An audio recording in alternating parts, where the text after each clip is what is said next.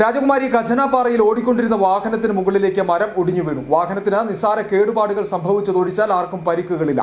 Rajakkad fire force യൂണിറ്റും Udumbanchola MLA, ഗ്രാമപഞ്ചായത്ത് president ഉൾപ്പെടെയുള്ള ജനപ്രതിനിധികളും സംഭവസ്ഥലത്തെത്തി മരം മുറിച്ചുമാറ്റി.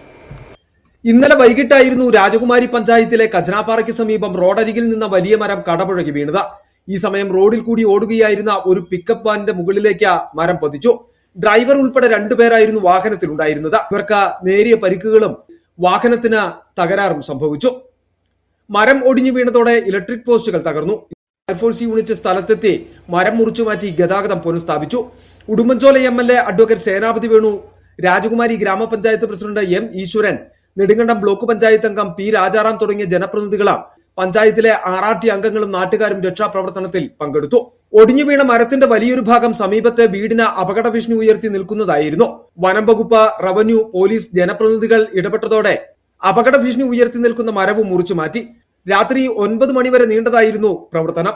രാജാക്കാട് ഫയർഫോഴ്സ് ഉദ്യോഗസ്ഥൻ ശിവകുമാർ പ്രവർത്തനങ്ങൾക്ക് നേതൃത്വം നൽകി. ഉടൻ തന്നെ ഞങ്ങൾ ഇവിടെ എത്തിയപ്പോൾ ഒരു വലിയൊരു മരം റോഡിന് കുറുകെ വീണ് കിടക്കുന്നുണ്ടായിരുന്നു. അപ്പോൾ അതിന്റെ ശിഖരം റോഡിൽ വീണിട്ട് ഒരു വെഹിക്കിള് ഭാഗികമായിട്ട് കേടുപാട് സംഭവിച്ചു. ഗതാഗതം പൂർണ്ണമായിട്ട് തടസ്സപ്പെട്ട അവസ്ഥയിലായിരുന്നു.